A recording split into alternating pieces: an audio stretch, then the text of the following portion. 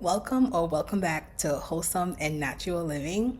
So today I thought I'd talk about a bit about me and why the name change for the channel. So, Wholesome and Natural Living. Wholesome and Natural Living is my personal journey to healing my sons and myself. So I mentioned before that we're a plant-based family and we consume fruits and vegetables, nuts, seeds, and mushrooms. And occasionally when we eat out, we have to deviate from these, but we typically stick to a strict holistic plant-based diet because that's what works for my family. So I didn't always grow up eating like this. I'm very, very new to this lifestyle. Just like gardening, it's very, very new to me. In fact, I started gardening because I wanted to improve my relationship with food, with fruits and vegetables, and understanding that when you grow them yourselves, it's a different thing in terms of flavor and being organic, if you don't spray anything on them. And so that's what got me started gardening and understanding more about nature and connecting to nature and grounding and all of that. But the reason behind it, I don't think I ever fully shared because it's something that we are still, my husband and I, grappling with. So we have two sons. One of them is definitely has a diagnosis of autism, ADHD. So when we found out or confirmed this diagnosis, it was in 2017. My son is now 11 years old. And I didn't know anything about autism. I remember vaguely in the news, there was a child, we're from New York. There was a child that left the school. So he was able to open the school doors or something. And he liked water, and he just left, and he opened the doors and just left. They weren't locked, and he just disappeared. And I remember for days there was just a search for this kid, and they eventually found his body in the river. And that was when I heard about autism. That was my association with it. And so it wasn't a very good thing to hear your 3-year-old son was diagnosed with autism when that was the story. That was just very sad. And I remember feeling for that family, for that mom. And so when I heard that my own son, this was maybe 3 years later, was diagnosed with autism and ADHD, I went into denial for a while. And I didn't want to accept it. I questioned God. I didn't want to accept it until I had to accept it. So my son's behavior became very poor. He couldn't function in school anymore. Well, it was really kind of like daycare, pre-K years, and it was really hard. It was really hard to grapple with that. But eventually, I started learning about it, and the first book that I read was actually by the actress Jenny McCarthy, because her son, I think, is autistic, or his label might have been removed or something. And it was the first book that I read that gave me hope that you can maybe change your lifestyle to do something about it. Now, I don't want to get into the causes of autism. So there are two schools of thought. There's this, it's hereditary, which could very well be true. And then there's the other group that says the vaccines are the cause of this. I didn't focus on the cause. I just figured, I just did some research to know that there are two schools of thoughts. So it was more like, okay, well, how do we help him with this diagnosis? How do we help him become his best self? How do we help him function? And so I am not someone that likes to be on medication. I respect medicine in terms of take it when you need it, but I don't want to be on it daily. And I knew that. So when the psychologist or the psychiatrist, we had both, prescribed a set of medication to help my son function in school, we gave it to him. And he went from being this really hyper, very, very, just this kid who couldn't sit down, who couldn't function, to this like really, really mild, like not vegetable state, but just, like kind of like just not, he was just stabilized, like just not. So it was like, it's either he's hyper or just extremely like just sleepy, just, groggy, and just, I didn't like either state. And so it was like, what was in the middle? And it showed me that, these medications are new. It's going to take some time for them to adjust them. And so we did that for a couple of months. And then I'm like, no, I don't want to, he was 4. I don't want to medicate my 4-year-old. When is this going to stop? Like, when is he going to get off of it? And it was like, no, it's a lifetime thing. And that was when I was like, no, we can't do it.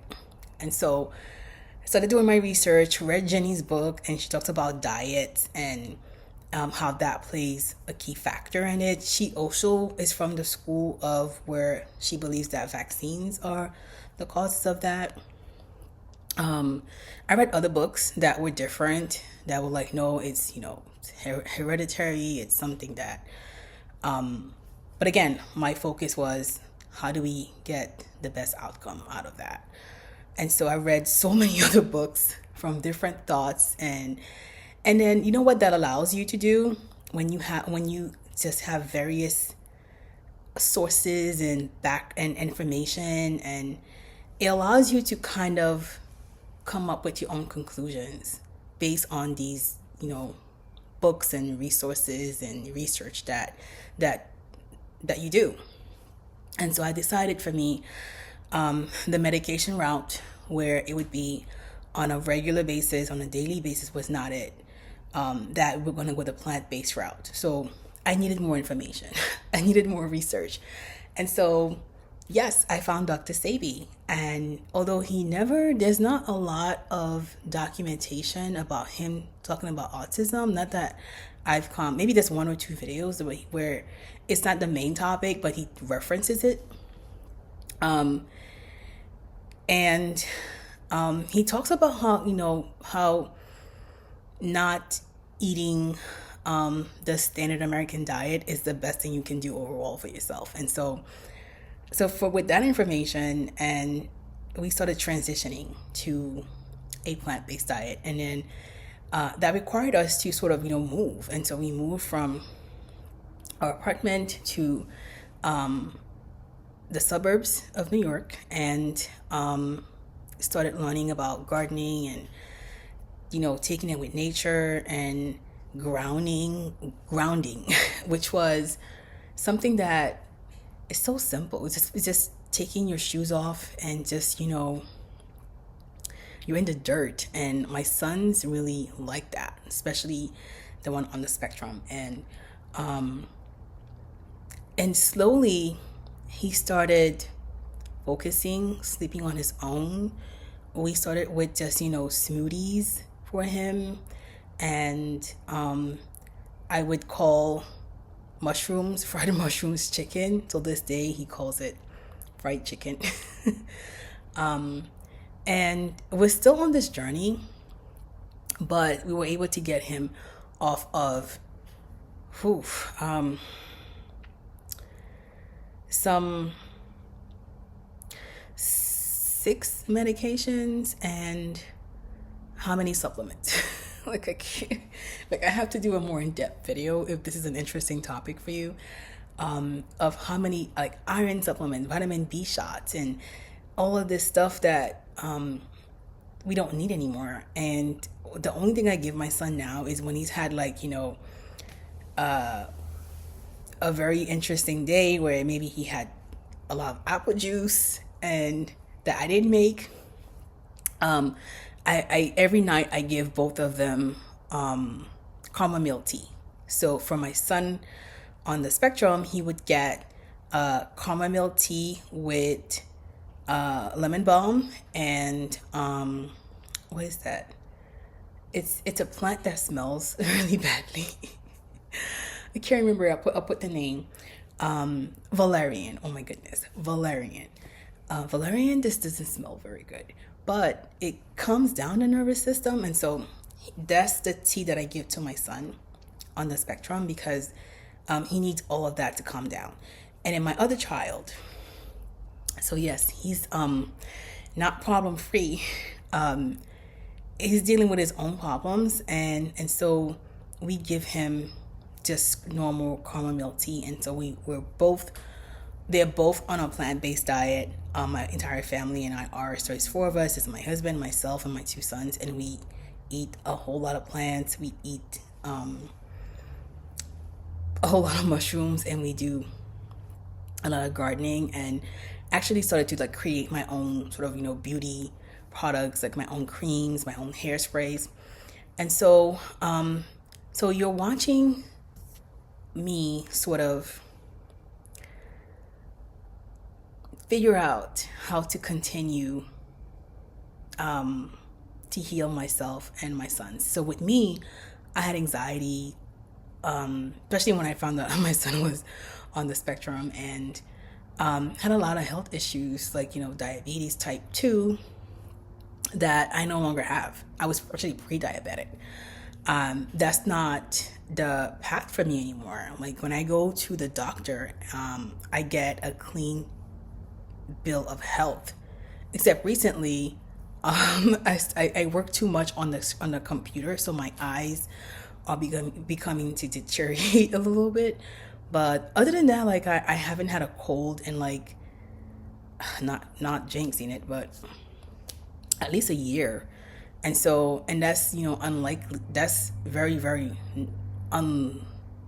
unlikely for me because I was an allergy sufferer, like seasonal allergies. There was one point where it would be year round. I would only get a break, but that is not the case anymore. I do not suffer from allergies. I haven't had a cold in like months.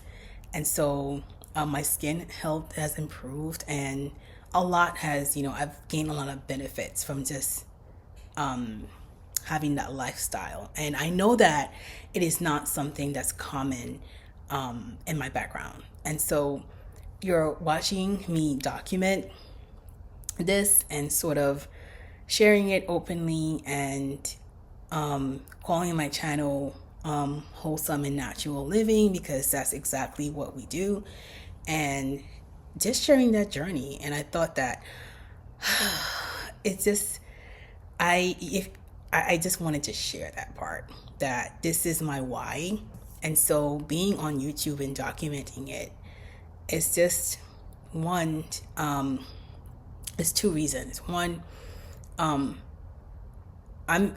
holding myself accountable. I can't take any of this stuff back. So I have to live the life that that I want. And I gotta tell you, it's not easy all the time, because if you're the only one in your circle that eats like this, you find that it can be isolating. Like going out for me has to be, okay, let's pick this restaurant where my friends who do eat meat or consume dairy, they can eat and I can eat. So it's like, it becomes a lot of like, planning and organizing.